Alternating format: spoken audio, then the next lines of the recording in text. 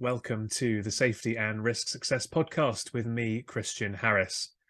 My guest today is Chris Clearfield, and I'm not exactly sure how to set this one up because we had a really fascinating conversation, thoroughly enjoyed it, but we went in lots of different directions. But to summarize, Chris wrote a book all about system failures and what we can learn from that. And latterly, since then, he's become a real expert around leadership. So we talk a bit about ChatGPT and the effects of that on the world. We talk about system failures and what happens when things go catastrophically wrong and how we can learn from that, and then how we can become better leaders and some of the things we need to consider, both from a safety and risk management perspective, but also a little bit broader as well.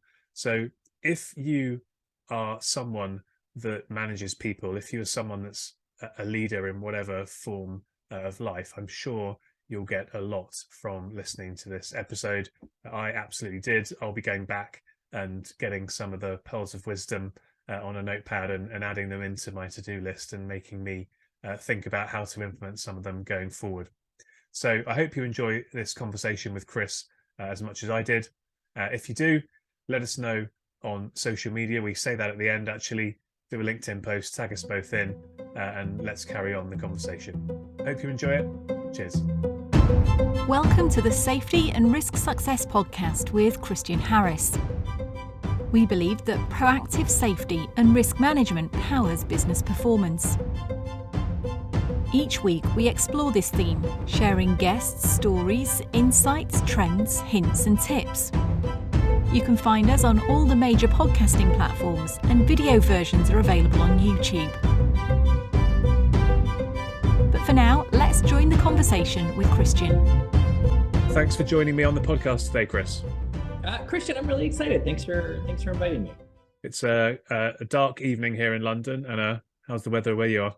It's nice. It's kind of sunny. We've just got the first sort of shoots of spring here in Seattle. So it's a really nice day today. Nice. I'm British, so I have to talk about the weather, right? Right, exactly. It's a prerequisite. Well, plus it proves we're both people. We're not AIs, right? We're sort of. I am. What's your take on this whole AI thing? Right, this is off topic, but I did a workshop recently called. It was primarily focused on ChatGPT, but it was kind of ChatGPT and AI, friend or foe for the safety professional. And then I did another one recently as well. That was my webinar. I did another one recently for another company about AI in near miss reporting, and just talking about, but we got into these kind of big philosophical discussions about AI. So how do you see AI as a threat or opportunity for the safety and risk world? Well, I think so I don't know if I have much to say intelligently about the safety and risk world in particular, but I think for all of us, it's so clearly both, right? It's so clearly both a huge opportunity and a threat. So I use it in my work a lot. I use AI in my work a lot. I use it to mostly ChatGPT, although other things here and there. I use it a lot to get feedback on things. I use it sometimes as a thought partner. Sort of here's what I'm thinking, or here's something I've read. What are some critiques of this, right? So I really like that aspect of it. It's not perfect, obviously. So you don't. I don't take the output from ChatGPT and kind of, put it anywhere in its sort of native form, but I use it as a starting point to think about things. It's great at generating a breadth of stuff, right? So asking it to, generate whatever, 10 ideas for topics, or, 20 title suggestions for something. I mean, it's just brilliant at that. And one of my friends has a great way of putting it, which is, it's such a paradox, right? Because it's simultaneously got the knowledge of 200, PhDs or physicians or whatever, and you also have to be very explicit with it. And you have to, I think one of the tricks to it is to really see it as a relationship. You have to give it feedback, and you have to say, no, that's not what I wanted. This is what I want. So I'm really fascinated by it. And I think that's the opportunity. I mean, the threat, I think, is that there's clearly a lot of jobs that are done now by people that can be done, faster, cheaper, and maybe a little bit worse by AI. And I think that the reason that that's a threat is because, I don't, at least in the Western democracies that you and I live in, like, they don't move very fast, right? Right. So, this huge thing comes up that changes the fundamental nature of work, like, that's going to be disruptive. And I don't have a lot of faith that our kind of broader institutions are going to handle that in any kind of way that's intentional or thoughtful. Thoughtful is the wrong word, and I don't want to sound too grim, but Well, if you look at the experience so far, certainly from the UK government, there's nothing really that's been done or said about the whole topic. It's almost like, it's this hot topic that everyone's talking. Well, I say everyone's talking about, but lots of people are talking about it. Lots of people are getting involved in it, and yet there's nothing coming from the government about it at all. So that kind of makes you think, well, what are they doing, if anything? Yeah, no, totally. I think that's a good way to put it. And you've got the first order implications of privacy and monopoly control and all of those things, but then you've just got all of these other indications. I have friends who are really worried about it from the perspective of their kids and I have kids. My kids are young. I mean, my oldest is 10. I think if he were, a university undergrad right now telling me that he was going to go into law school, I would say, well, maybe, I don't know how many lawyers there's going to be in 15, 20 years, right? Because again, it's that thing where if you're working in information from start to end, then ChatGPT is going to, or its successors are going to do just a great job of kind of plugging in at different parts of that information flow and transforming and things like that. So I'm curious about what happens. I really like using it. I mean, I think it's a tool. It's a tool we're starting to kind of screen for and think about how we can get our whole team to use it in different ways. So yeah, I mean, that's where I'm at with it. What do you see? What do you see from the kind of, the safety and risk perspective in particular? Yeah, I mean, I suppose the conclusion that I drew was kind of similar, that there are pros and there are cons, there are opportunities, there are threats. I do think that it's such a seismic trend shift that you've got to ride the wave. You've got to, start paddling, or you should already have started paddling, and you've got to get on board, because you want to be riding that wave and not standing on the shore as the wave kind of crashes into you. So, to what extent it will affect different vocations, jobs, industries. Obviously, we don't know that yet. We can speculate, but it will have an effect. So I think, if you're wanting to be, thinking about it from a risk perspective, you want to be mitigating the risk / getting on top of the positive aspects of risk, and therefore it makes perfect sense and logical sense to me to really get involved in it and start harnessing it to the best of its abilities. And ride that wave. Yes, I think that's a good way to put it. Yeah. And if your audience hasn't played with it, I mean, it's easy, right? It's so easy to start playing with. And I think you will be but my experience with that was underwhelmed at first, and then really started to appreciate the power of it as I started to figure out how to use it.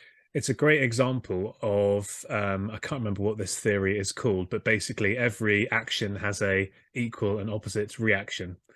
So there is a saying for that, or I can't remember what it is now, but a name for that theory. But yeah, the more you put into it, the more you get out of it. So if you put rubbish in, then you get rubbish out. Whereas if you spend more time and get to know it and thoughtful and good at communicating what you want, then just like managing a person on your team, you're going to get a better outcome from it.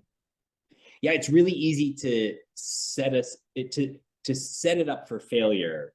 And it's really easy to prove the negative to yourself, to prove like, this isn't going to be a game-changing thing. But I think as you start to marinate in it, and it's cool too, because it's self-documenting. So somebody else you can share as long as you're willing to kind of, there's not great sharing mechanisms, but like with my team, like I share stuff that I've done with them, and then they go in and look at it, and they can see like, how did I reprompt it? How did I, try to shape that response in a different way? And it's cool. So not at all on topic, but I No, mean, but yes, on there's topic, right? well, it's sort of is. I was thinking about this as we started talking. There's a bit of a segue, isn't there? Because obviously Yeah. you started your career and then you wrote your book about kind of what happens when systems go wrong, and this is like the biggest ever system that you could think of, AI, right? So to some extent, Yeah. there is a kind of segue there. No, that's a nice way to put it. And I think there is, I mean, one of the things I'm sure we'll get into as we talk about complexity and complex systems is this idea of transparency, right? So can you go in and actually see what's going on? And opacity is fundamentally built into the model of AI, right? I mean, it goes away, it looks at a bunch of data. Yes, people can give it feedback, but then ultimately it's, you don't know why it's giving a particular output, right? It's not even deterministic. So you can ask it the same question multiple times, it'll get different things. So, again, as long as there's a human who's consuming the output with some well-calibrated, I don't want to say skepticism exactly, but in a well-calibrated way, it's very transparent. If you go and depend on the output, it's very opaque. So we get to kind of make a choice about how complex this system is to us, depending on how we use it. Yeah, no, definitely. It's very, very, very interesting topic. So if we cast our minds back a few years now, I think we're probably a similar kind of age. And you were working when the global financial crisis hit. You were working Yes. in derivatives. Is that right? Yes, that's right. I was at a place called Jane Street, which now a lot of people have heard of because Sam Bankman-Fried, the FTX founder, is a Jane Street alum. Yeah. When I worked there, nobody had ever heard of us outside of like a very small niche in the industry. But yeah, that's where I was. It was we didn't quite use the term, but it was basically a high frequency trading place, and we traded derivatives, everything kind of almost everything electronically and on exchange. So Yeah. we weren't trading the kind of mortgage-backed securities that kind of brought down that created the crisis, but I mean, certainly had a front row seat at watching some institutions, including Jane Street, manage that crisis very well, and others really, really struggle and lots fail, as we saw, of course. So that was kind of that was when I first got really interested in this interplay between, I wouldn't have even used the term complexity at the time, I bet, but this interplay between kind of risk and organizational capability to manage risk. And I suppose that's the sort of nascence of the book and your kind of career. What did you do sort of in between then and when you wrote the book? So I was at Jane Street from 2006 to 2013, and during the crisis, so 07, 08, 09 to some extent, I really was thinking a lot about these ideas, and got really curious about this idea that an organization's culture could affect how well it managed risk, because that was kind of the thesis that I was playing with. And it wasn't like I kept a lab notebook and was like writing down things about the culture and outcomes, but I just got curious, and I was skeptical of that curiosity that a better run organization would manage risk better. In some sense it's obvious, in some sense it kind of doesn't make any sense. And so I was interested in that in the finance context. I was also learning to fly airplanes. I'm a flight instructor now, so at the time I was just starting to learn. So I was reading a lot about airplane accidents and kind of seeing parallels between that, how people operate in high reliability ways. But it was really when Deepwater Horizon blew up in 2010, and BP had their big Gulf oil spill response, that I was like, oh, can I curse? Because I really did. You can curse, don't worry. Yeah. I was like, oh shit, like this is way bigger than finance, right? This is kind of like it's the same thing, right? It's the same interplay of these kind of complex technology systems with an organization's inability to manage it, with the whole complex regulatory infrastructure that sat behind it. And so that was the moment where I think my eyes really opened, and I was like, oh, this is a much bigger challenge than just finance. It's much, we can learn lessons from finance, we can learn lessons from aviation, we can learn lessons from industry, but it is actually one problem that sits behind all of these things, which is that challenge of complexity. so I left my job in 2013, and then it took a while to figure out kind of what I wanted to do with this and how I was gonna, I had this idea that I was gonna help organizations with this. That's ultimately what I'm doing now. Although less on the kind of, huge tail risk and more on the, okay, we see that your systems, we see that everything you do is very complex. Like, how can you as a leader lead effectively in this very complex context? So the focus of my work has changed, but it really, starting in 2013, was the kind of start of my journey to figure out, okay, what can we do with this? And then Andras Tilchik, who's a friend of mine, he's a professor of sociology, PhD from Harvard, he's at the University of Toronto. We knew each other from undergrad, and we teamed up to kind of explore these ideas together, to start this business together, and to ultimately we ended up writing Meltdown together, which started in about 2015, depending on exactly kind of when you put it. So it took us probably a year and a half to write, and then came out in 2018, and so here we are. And the rest is history. The rest is history. Yeah, it's interesting because you said that organizations that are well run will manage risk better. And one of the ideas that I've been thinking a lot about, and I feel the safety and risk industry needs to be better at communicating, is that it's kind of the inverse, which is you can't be well run and you can't be profitable unless you've got your safety and risk right. So it's kind of saying the same thing, but in a slightly different kind of way. And it's that chicken and egg argument, I suppose. Any thoughts on that? Yeah. Can you unpack your thesis a little bit more? Yeah. So I guess I talk about something that I call the 4 Ps. So I talk about the if you can be proactive in your safety risk management, you can achieve protection. So in other words, there's that feeling of safety, and that drives performance. And everybody can buy into high performance being important. If you talk to a board about safety, you sometimes get platitudes. Whereas if you talk to a board about high performance, their ears prick up and everyone gets excited. So performance drives, protection drives performance. Performance drives profit. And then profit gives you the power to kind of, do more meaningful things, whether that's charitable or social stuff or R&D or expansion or whatever it is. So I talk about that as a sort of sequential thing. And the point I make is that we need to be better at linking the safety and the protection piece driving the performance. Because if you think about like the Maslow hierarchy, safety is that kind of foundational element. And if you haven't got that bit right, the rest of the dominoes can't fall. So that's kind of the way that I see it. So give me the 4 Ps again. So protection, performance, profit, power. Profit, power. Great. And you actually had a 5th P, which I don't know if you heard yourself say, which was proactive, right? You start by being proactive. And I mean, I think that's where these views coalesce, right? Which is that really high performance is about people feeling safe, right? Safe to speak up, safe to do their work, safe that their views are going to be taken seriously.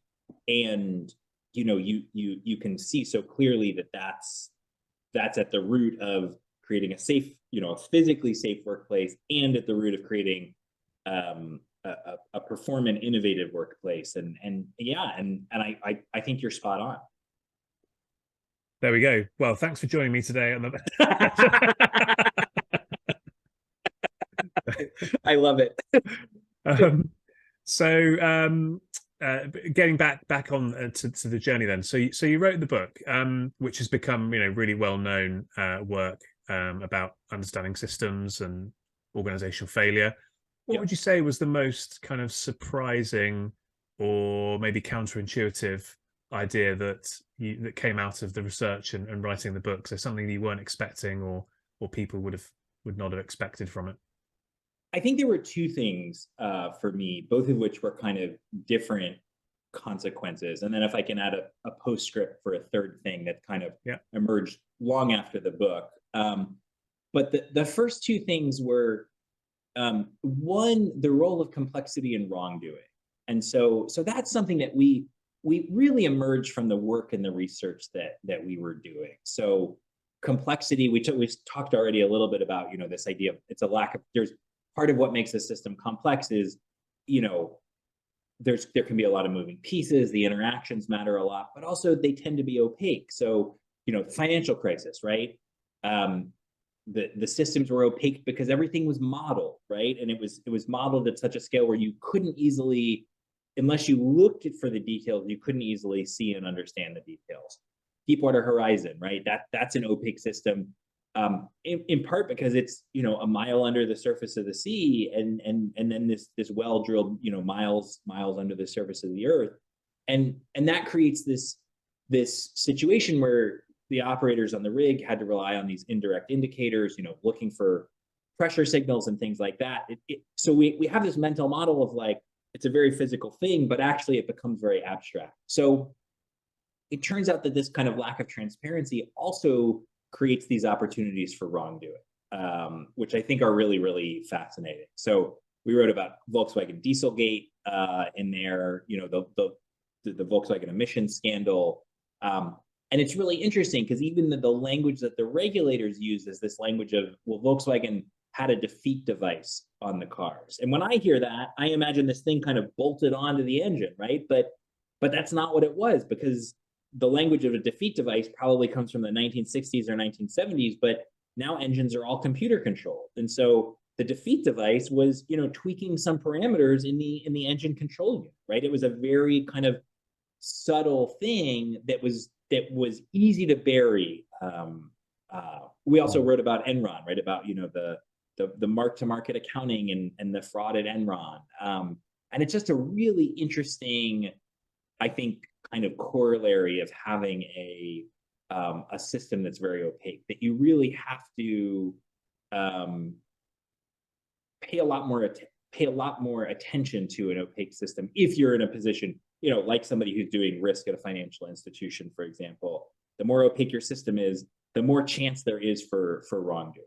And a recent example would be Credit Suisse, right? Where, even the CEO and the leadership team of Credit Suisse, I don't think really understood, right. the balance sheet, Yes. all of the assets, everything that they were doing, because it was such a large and complex yes. beast. Yes, exactly. That's a great example. So that's one thing that was sort of surprising and interesting. And then the other was, we ended up writing a chapter about the role of intuition in complex systems. And, I have a client who talks about the opinion Pareto, right? So you get a bunch of people in a room and everybody has opinions, and then, they kind of, vote on those opinions, and then whatever opinion is voted on, that's the sort of thing that carries the day, right? And that's such a common way of kind of, people arguing about what they think, right? It's such a common way of seeing things. And so it was interesting that in this research, what we found is, one of the things that is true about a complex system is it's often very feedback poor. So you can often do the wrong thing for a long time and not get a feedback, not get the feedback that something is wrong. And as a result, you see people can tend to be a little bit overconfident about their own ability to operate with good judgment in that system. And so we write about the distinction between, what's a wicked environment, which is what we're talking about, where there's low feedback, and what's a kind environment, where you're actually getting good feedback about what's going on and what's happening, and you can put that into action quickly. And I think that's interesting, and it's something that I still carry with me in my work today. And it can be, one of the examples you write about in the book is research that just looked at very basic questions about whether someone should get an ankle X-ray. If somebody comes into the emergency room and they have an ankle sprain, the traditional approach was basically just to kind of over deliver X-rays from the physician's perspective, right? Because they want more information. But a lot of those X-rays didn't need to be done, and they're costly, and they expose people to radiation. So with some very simple criteria, you can basically eliminate the false positives and still have almost no false negatives, and move forward with that. And that's not something that any individual physician can develop the intuition to do. But when you look at it collectively, when you get data, then you can actually put some numbers and put some criteria to things. So that was something that was interesting in terms of just kind of a lot of times if people are working on a complex, daunting challenge, which is kind of all of the people I'm working with, it's easy to slip back into this opinion, this idea of kind of intuition and opinion. And I'm often asking, like, well, what can we do to test this? What's the smallest unit we can do this work in? So we actually figure out, are we right? Are we moving in the right direction? And that's something that still kind of sticks with me as something that's a little bit surprising. Hmm. Yeah, that's a great it's a great point, isn't it? Because you can get stuck stuck in your head quite easily. Right. And that doesn't help anyone. Right. Yes. It is very easy to believe the stories that we offer ourselves, right? And so, the antidote to that, I think, is getting curious, right? Okay, if I did believe this, how would this show up? How would I see this? How could I test this? And I think that's just a really powerful way to lead in any kind of I'll say business context, although I'm sure it applies to others. Yeah. Because one of the points in the book, if I'm correct, was kind of around organizational learning, wasn't it? So learning from those mistakes and having that feedback loop and Yes. figuring out, what you've done that could be better, and to avoid mistakes or grow based on successes. And I mean, is that something you see that people are good at, or is that something that people still, struggle with?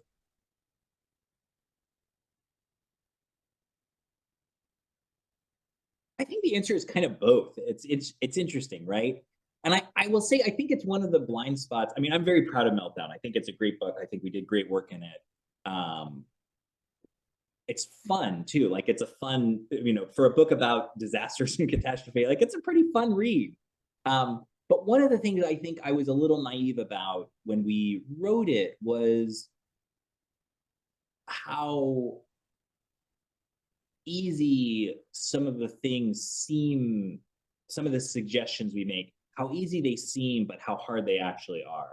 And I think this idea of learning from near misses, learning from things that didn't go right, I think is really squarely in that category, because it's very easy to say you should be an organization that learns from near misses. But if you're an organization that has a lot of fear, if you're an organization that, has a culture of blame and blames people for mistakes, then it's not impossible, but it's very hard to kind of turn that ship as a leader, almost no matter how senior you are, which I think is an interesting thing we could tease apart. But I think that, the idea of learning from mistakes is such a simple one, but where the rubber meets the road is, you as the leader have to be willing to go first, right? You as the leader have to be willing to be vulnerable, to say, I don't understand, to say, I don't know, to ask questions that seem dumb. And if you can do that, then you can unlock just a tremendous amount of creativity and power in your organization. But that's not an easy step, right? There's a lot of fear in that. And I think it requires more support than I naively gave it credit for.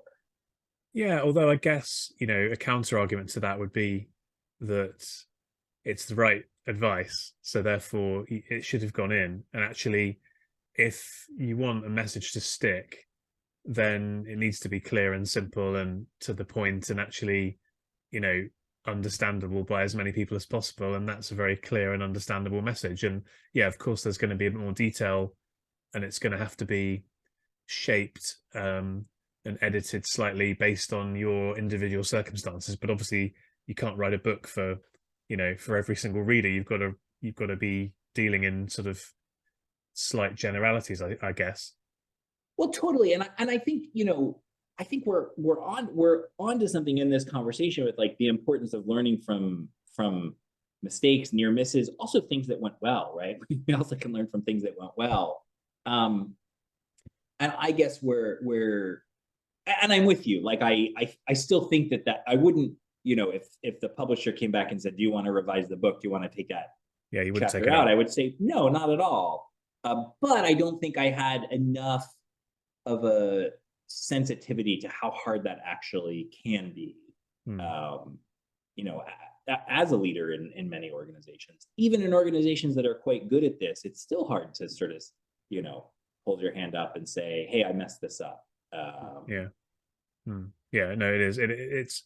It's very hard to you know, and that's where it's important to meet people where they're at to some extent, because I Yes. think, you know, in my field of slip accidents, if I go, like today I was at a health and safety conference, if I'd stopped 100 people and said, do you have a problem with slip accidents, I know statistically that 85% of them would have a problem with slip accidents, right?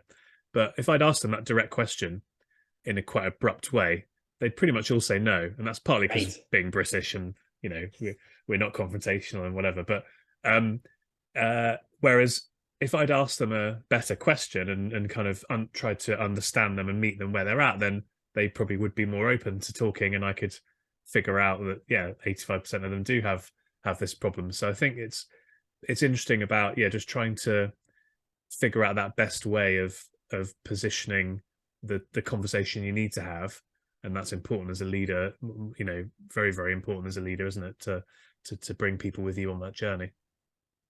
Yeah, and I love what you said there, and it makes me think about the work that I do, and coaching leaders relatively senior in their organizations, coaching their teams, doing consulting to sort of help those teams solve what's often a complex, and I mean, not often, it's always a complex and daunting problem if I'm in there working with them.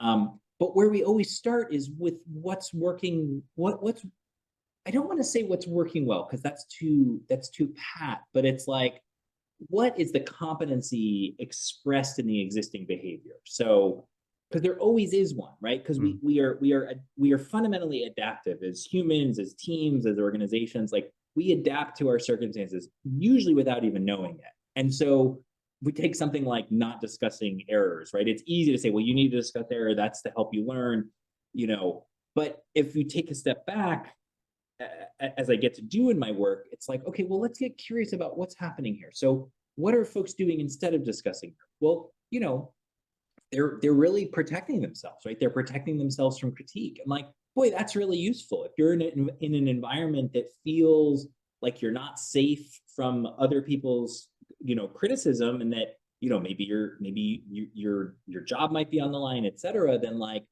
well, let's really respect that.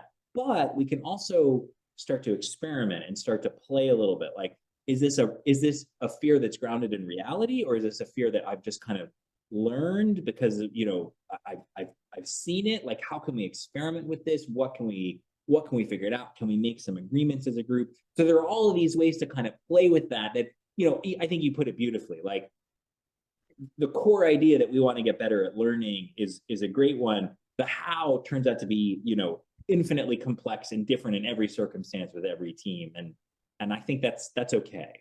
Mm-hmm. And I guess that's human nature, isn't it? And I suppose it's kind of, how do you square that circle between the need for structure and order when it comes to leadership, and the kind of unpredictability of Yeah. human behavior, and the fact that we're fallible and we do make mistakes, and that we're emotionally not always kind of Yeah. keen to own up to those mistakes, or own those mistakes. So how do you kind of go about thinking that challenge through? Well, I will say, I think the first answer, and I see this over and over again with the people I work with, and if I'm doing a consulting assignment, if I'm talking with somebody about their challenge in order to kind of develop a proposal, what I'm always talking about is like, hey, I just want you to know, I don't know the answer here, right? Like, if you thought I was coming in with an answer, hey, I know what to do here, you should just do this. First of all, you wouldn't believe me, and second of all, you would resist me, right? And it just, like, I just want to be very clear, I don't know the answer here. And I think that's often the place to start, right? I think that if you're a leader who's trying to figure this out and trying to figure out this balance, I think the thing to do is to recognize that this is a different kind of problem, or a different kind of challenge than the one that got you into your leadership, right? That's, I think, one of the interesting things. And there's the famous book, what got you here won't get you there, right? And I just, I think you I've have got it that up there. got that on the shelf somewhere there. Right. Yeah. There's a sense in which you don't even have to read the book, right? It's just perfectly there in the title. So, most leaders, they get elevated because they're really good at solving problems, often very technical problems, right? So you're an engineer, if you're a risk person, if you're a safety person, like you're there because you've got some chops. And then there comes a point where your leadership role becomes all about creating the context for others to succeed. And it becomes not about solving technical challenges. Like you still need to understand the technical challenges to some extent, but if you really want to scale your impact as a leader, you can't be in the weeds of the 5 different direct reports you have or whatever. And so I think there gets to be this really interesting transformation that leaders are invited to make, and some of them hear the invitation clearly, and some of them don't. But which is all about transitioning from this kind of expertise-based leadership to I'll call it curiosity-based or intent-based, where you're sort of collaboratively trying to figure out what the challenge is, and what the messy humans that you work with, how they see things, right? Because if you step away, if you're able to let go of your expertise a little bit, then you can get much more interested in, well, what are these other people seeing? Here's what I'm seeing. What are you seeing? And it becomes this balance instead of this kind of, answers come from the top and sort of flow down. Mm-hmm. I always think, yeah, it does. I always think sales is a good analogy for what you've just said, because if you're good at sales, you kind of become the top salesperson, and then at some point someone says, oh, you should become the sales manager, but actually the skill set and the requirement of that job are just totally different, and totally different. The top salesperson is probably the worst sales manager, and then you kind of end up breaking something that was working really well. Yes, and I think we see this over and over again. I mean, this happens in lawyers who are getting more senior and then start to supervise more junior lawyers. Like they may not want to supervise junior lawyer. They may not be good at it. In fact, what helps you make a quick decision and really advocate for your client isn't necessarily what helps you supervise and kind of curate the next generation of talent. So there are people that make that jump, but mostly because they want to. I think not because they're not necessarily just because they're the best salesperson or they're the best lawyer or whatever. Yeah. No, I think that's yeah. And another one would be a friend of mine, for example, lawyer, getting to be quite senior, loves the technical work and enjoys the training and bringing colleagues along and stuff, but doesn't want to then transition into being a partner, where you actually your role changes from technical doing stuff to actually got to go out and win the work and have lunches and dinners. And so there's all these steps that people have to take, and they're not for everybody. They're definitely not. And I resisted that for a long time. We talked about the arc of my journey. Like I feel like in many ways I'm an overnight success after only 10 years of trying. And one of the things I had to figure out was like, what is it? How do I sell work? And what is that? How do I do that in a way that feels authentic to me? And I've done it, and I love it now, right? Because now it's all about help. I mean, I'm helping people. I'm supporting them in how they're thinking about the problem. Or it feels very creative. It's very consultative. So I really love it. It's one of the favorite parts of what I get to do. And I feel satisfied by it, even if it doesn't turn into an actual engagement, right? Because it's just, I know that I'm adding value, and the process of it feels really great. Yeah, I mean, I always say, if you've got your own business in particular, but whatever you're doing, if you're a thoughtful and a compassionate and a professional person, then you should be, if you're selling something, then you should kind of believe that whatever you're selling is like the cure for cancer in its own little area, right? So you should believe that you've got the best possible system and so on. And therefore, if you've got the cure for cancer, if you woke up in the middle of the night and you suddenly figured out the cure for cancer, you'd be shouting about it from the rooftops. Yes. And you'd be trying to get it in front of as many people as possible. So, it should be the same, it should be the same for this. And it's interesting in this kind of world of safety and risk, where people are, because of what it is, people are maybe a little bit averse to selling stuff or to being sold to. But actually, it's not selling; it's service. I look at it. Yeah, I think that's right. And the other important part of that is, if somebody comes to you and they don't have the thing that you can offer them, to just be very transparent about that, right? Yeah. And I think that's something that, that's the flip side of that. Like, well, you don't, you're not that, you don't have a thing that I can really help you with. But I know these other people that might be helpful, why don't you work with them on this, right? I think Yeah. that's a sort of thing that, I don't know, for me, took some maturity to wrap my mind around. Yeah. Yeah. Well, you think, I mean, if you set your own enterprise up, then you obviously think that it's fantastic and you want to help everybody because you think that you can help everybody, and it's a part of the journey is learning that it's not for everybody, and that's fine, because there are plenty of people. There's enough people out there that it is for. Right. Totally. Yes, that's a good way of putting it. Yeah.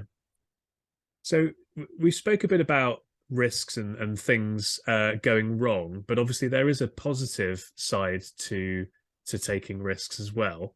How do you go about kind of encouraging your clients when you're coaching them to embrace that kind of positive aspect of risk and put themselves out there and seize opportunities and look for opportunities and so on? Well, I think it's a huge part of the work that I do. And I would even kind of take it one step back. I do work with a lot of safety professionals because safety is complex, right? And the kind of, the sort of the linear things are all solved for. I'm being overly dramatic, but there's a real complex element to safety. And one of the things I will often say when I'm working with a safety leader, or I was working with a group of safety leaders a couple of months ago, and I remember saying, let's be clear, because we're always talking about safety in a capitalist context, right? Because by far the safest thing to do is you just stop operations, right? You just stop doing what you're doing. So then it gets interesting, right? So as you said before, now you get to step away from the kind of platitudes that are out there, right? That, well, our goal is, zero harm. Well, okay, then shut down all your operations. I can tell you how to do it. That's going to harm people in a different way, but because they're not going to be employed anymore. But if that's really your goal, then that's how you think about it.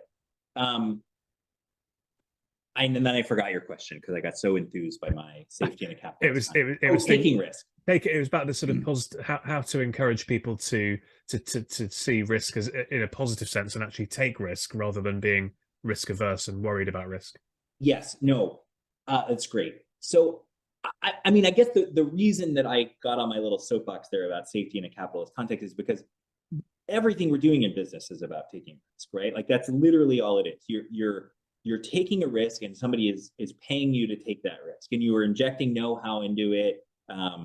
You're reducing the entropy of the world as a business, right? You're taking something that's kind of ill-organized and you're organizing it in some way. That's a thought that I've been playing a lot with recently that we can unpack if we want to. But it's all about taking risk, right? If you're not taking risk, you're not doing anything. And so, well, then it gets interesting, right? So, okay, so if we want to encourage somebody to take risk, if I want to encourage my clients to take a risk, or I would say I want to support them in taking the risk that they see that they need to take, I think it's all about taking what's kind of a nebulous risk or often shows up as a fear and really figuring out, okay, wow, first of all, this fear is really useful, right? So we've been doing things this way. If I change the way we're doing things, if I step back from let's do something tangible, like if I drop a bunch of safety requirements that, I can look at and I say, oh, these are really make work, but if I drop them and somebody gets hurt, then is that going to come back on me?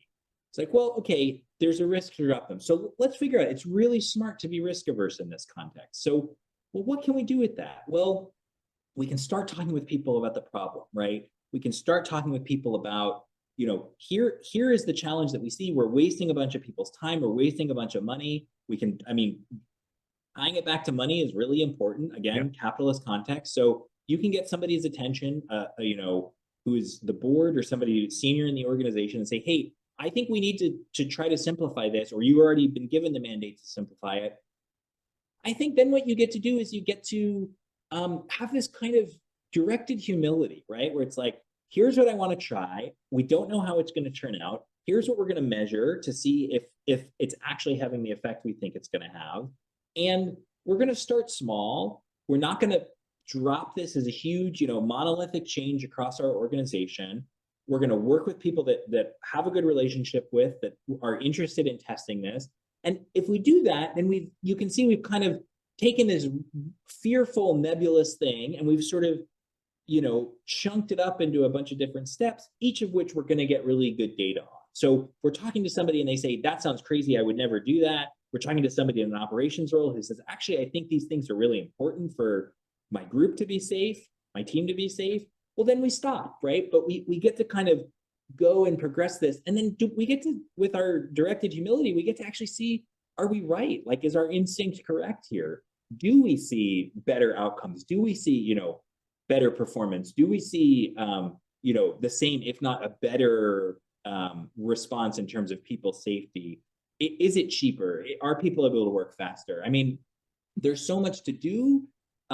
There's so much to try. There's so much you can measure, but you've just got to be, and I said, as soon as I hear you've just got to be, that sounds pat to me.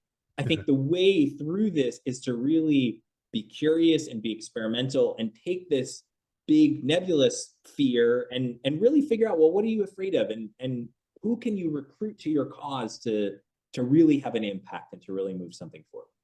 And break it down into manageable steps, I guess, as well. So if you think of, climbing Mount Everest, that sounds like a insurmountable task. But actually, if you said, well, what we're asking you to do is not climb Mount Everest, we're asking you to take one step. Right. And at each step you analyze, right, can I take the next step? Can I take the next step? Well, you'd always say yes, wouldn't you? So I know that's a bit of a sort of weird one, but it's kind of, and you wouldn't break things down into such a degree as that. But yeah, it's kind of using an analogy like that is probably quite helpful. I know. I think that's great. And I think, enabling our as leaders, enabling our teams to do that too. Here's the objective, right? Here's where I think we need to go. Here's why we need to do it. First of all, give me feedback on that. Am I right? What am I missing? I've done a little bit of work with some of the safety folks at Netflix, and Netflix has this beautiful culture of saying, what am I missing, right? And I just think that's such a good thing for a leader to ask. So here's where I think we need to go. Here's why. What am I missing? You get feedback on that. It's like, okay, now you tell me how you're going to do this, right? You tell me how are you going to make this thing happen? What are the steps to do that? And I think as soon as you start thinking that way, you start, again, really being able to kind of measure. And I'm not talking about like big data measurement. I'm talking about like, does this make sense to you? Yes, it makes sense. Great. That's data right there, right? Yeah. But you get to start to measure this stuff, and you get to make it not just, you get to make it feel less risky, to feel less fearful, but also to actually be less risky and to be more effective. So it's this kind of thing where you're, it's a different way of approaching things very often, but it's a very it's a powerful way to do it. Yeah, I like that. That's good good advice.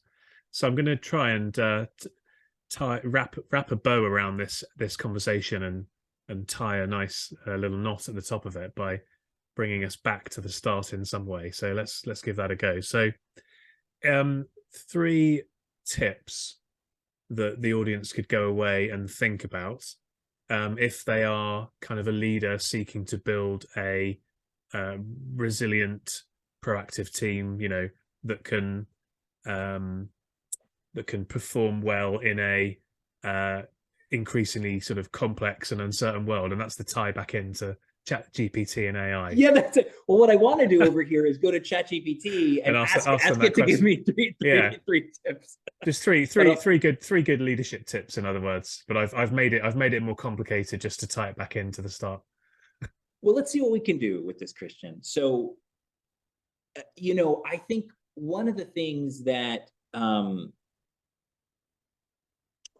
there's a phrase that a coach that I've worked with uses, and it kind of ties into this experimentation. So, good enough for now and safe enough to try. So I really like that. And when I think about experimentation, I was working with a big energy company who had a big, safety operations initiative, global thing that they were working on across the world. And their question to me as we started working together was basically like, how can we do this? How can we possibly roll this out across the world? My answer to them was, you can't. So, don't try to do that. I said, if you got 20% of your sites to operate in this way, would that be impactful? Yes, absolutely. Would it affect your bottom line? Yes, absolutely.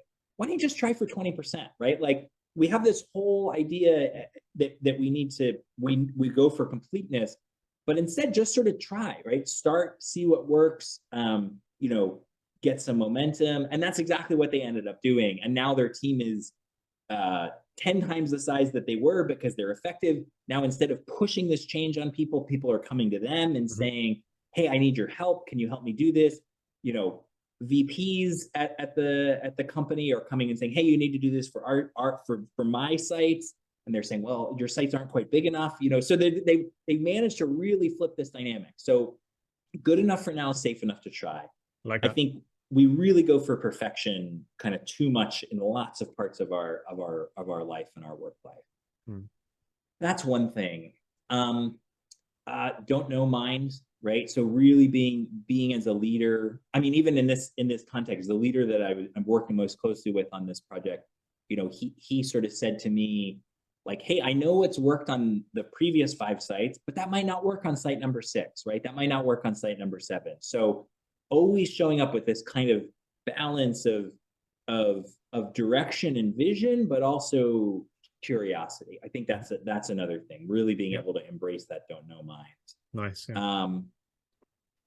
Because it's powerful, and because your job as a senior leader is not to know the answer, right? It's to create the context for others to succeed. And so you can do that much more effectively if you're willing to not know. And if you're interested in not, which I know is kind of a weird thing to say, but I've gotten really interested in what it's like to not know. And then I think the third thing I would say is listening. I think that Sorry? Joke. Couldn't resist. It's brilliant. I loved it. I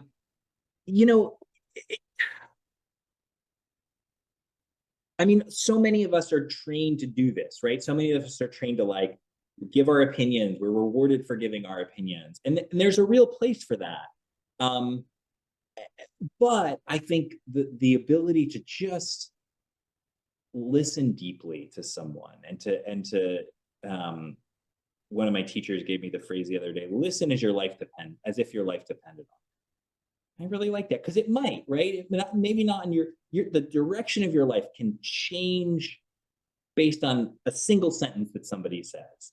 So if you're able to bring that listening to your work, to your boss, being curious about what they want, to your team, being curious about what they're struggling with, to your spouse or significant other, to your kids, I think that ability to sort of rest in listening, not be triggered by what somebody's saying, not be sort of, I mean, my trigger, one of mine is blame. If somebody is telling me, particularly my partner, if she's telling me, I didn't do something, well, you didn't ask me to do that, right? That's sort of my go-to. But when I can notice that that's happening and quiet that and just listen, it's transformative. And I'm somebody who teaches this stuff. I'm somebody who teaches how to listen, how to build trust, and it's a struggle for me every day, right? So it's not a binary thing, but it's a practice and it's a process. And I think being interested in that process and cultivating that as a leader, I think, is really, really powerful. Yeah. No, I love that. I talk a lot about radical empathy, and that's Yes. basically the same thing, right? It's listening and actively listening and wanting to listen rather than listening to reply, but listening to understand and try and figure out that person's point of view. Because there's nothing worse than if you're trying to deal with somebody and they just don't get you and you just don't get them, because then you can't get anywhere. Right. And how do you see that show up? I mean, where do you use that in your work? How do you see that show up? So, I mean, I try to use that from the perspective of understanding, what's going on in the mind of somebody that I'm trying to help. Because, think of it this way: if you are dealing with somebody who is driven by, personal gain and getting a promotion and a bonus and so on and so forth, they're going to have a very different way of thinking about things than somebody who is maybe a more traditional safety risk professional who is altruistic and looking out for their colleagues, and just wants to do a good job. And so I think you've got to try to I think I used the phrase earlier, meet people where they're at. You've got to try to get under their skin and understand what are their driving motivations, because there's Yes. obviously going to be the company motivation, the organizational motivations, and then there's going to be these people's personal motivations as well. And you need to kind of, so if you, I always think if you're trying to help somebody solve a problem, you need to try and understand both of those sides of the coin. Otherwise, you're never really going to solve that problem in a full and complete way for them. Yeah.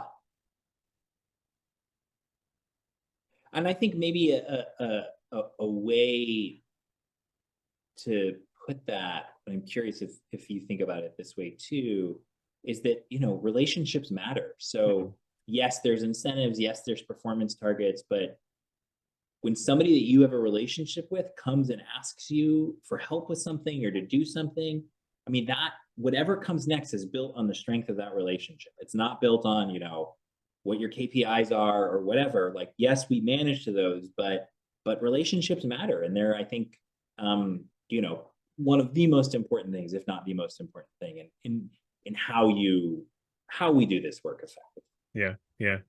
And if anybody wants advice on how to do better listening and active listening, start your own podcast. Because you have to do that, otherwise it's going to be a rubbish podcast.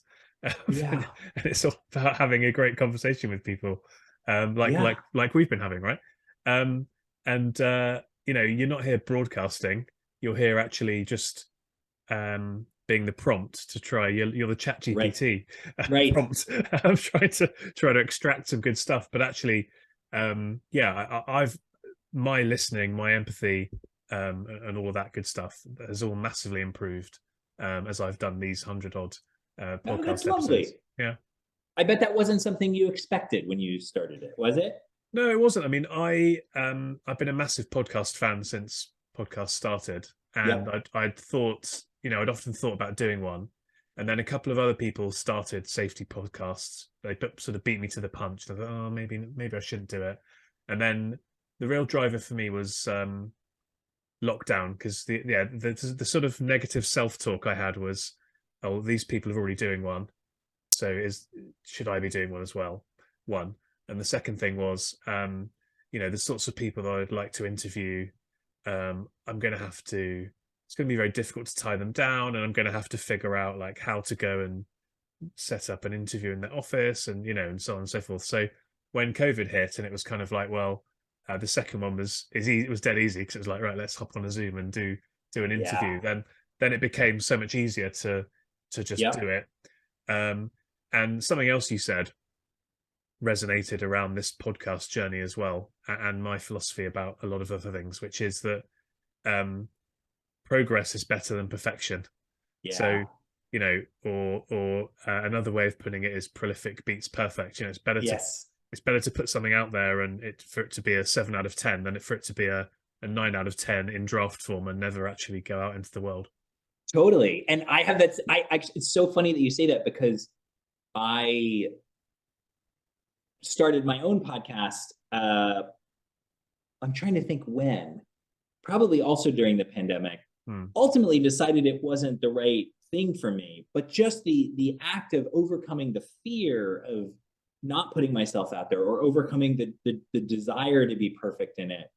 And do you know who Ira Glass is? He's a radio host here in the States.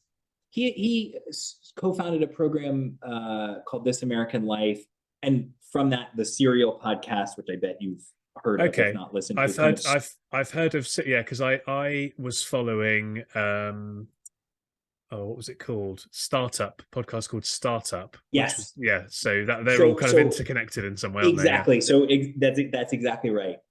Anyway, Ira Glass has a video where he's talking with film students, and he basically says, look, the challenge that you face at the start of something is that you just said this, right? You love the medium, right? You want to do, you love the medium. And so you want to create stuff in this medium, but what does that mean? You have good taste, but because you're new at it, you're going to be kind of crappy at it to begin with. And the only way to get through that period where your output does not meet your taste is to just produce a lot of output. And I think I really still carry that wisdom in my heart, and I still am, pushing myself isn't the right word, but sort of like continue to open up more and more about like, what am I going to try? What am I going to put out there? What am I going to do? So it's a beautiful way the way you framed it really resonates with me. Good stuff. Glad to hear it. Yeah, put yourselves out there, guys. Put yourselves out there if you want to be a leader. You've got to put yourself out there, right? Right. Whether it's a podcast or saying, I don't get this, I don't know this, or here's a thing I want to try it because I think it would solve a problem that I see. Let me tell you about it. I want to lead this organization through change. I want to be more influential. It is all about trying stuff and, good enough for now and safe enough to try. Right. Yeah. No, I love that. Great stuff. Well, look, thank you so much for this. Before we wrap up, do you want to just, the floor is yours for plugs, or, where can people buy the book? What's the best way to get in touch? Have you got anything coming up? I love that. Yeah. Thanks, Christian. So a couple of things. I mean, people can sort of sort themselves into which bucket makes sense for them. If you are a leader at an organization and you've got an urgent kind of high impact challenge, you can go to clearfieldgroup.com and just book a free call with me. So I'd love to talk, you heard me talk with Christian about this. Like, I love kind of being with people and starting to dig in on their problems, on their challenges. So if that's you, if you're a senior leader and you've got this kind of urgent high impact challenge, then go to clearfieldgroup.com and book a call with me. So that's kind of one bucket. Cool. If you're somebody who's kind of just meeting me for the first time, and you're interested in Meltdown, you can go to meltdownbook.net and download a free sample of the book. And that's also a way to join my mailing list and be in touch. But that's a great place to get connected. And then if you've gotten something out of listening to this, I post a lot on LinkedIn, everything from complexity to safety to leadership. And so connect with me there, drop me a message. And I look forward to the conversation. And do a post on LinkedIn, put yourself out there, thought leadership, tag Chris and I in, and we'll join in the chat, and we can debate the topic further or whatever. So I love to see content coming out of content and creating a little mini ecosystem, which is always good fun. Yes, I love it. So that's it. So my website, clearfieldgroup.com, meltdownbook.net for a sample of the book, and then I'm on LinkedIn. I put out a lot. So I would love to connect with you there. Good stuff. And we'll link all of those things in the show notes as well. Well, look, Chris, thank you so much. Really, really enjoyed that conversation. I'm going to be listening back to it myself and scribbling down some notes, or using Otter to transcribe it at least, and then rereading it.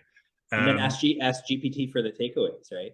Yeah, exactly. Yeah, give me the 3 key points, and then I'll throw it in the trash can and away we go. No, I honestly really enjoyed it. So thank you very much. You're welcome, Christian. I really enjoyed it too. Thanks for the invitation. And just really delightful. Good stuff. And thanks for joining us. And we'll see you next time on the next episode of the podcast. Thanks for joining us on the Safety and Risk Success podcast. If you've enjoyed this episode, please hit follow and do share on social media. Does anyone you know spring to mind as a great guest, even yourself? If so, please contact us on podcast@slipsafety.co.uk. See you next week for another episode.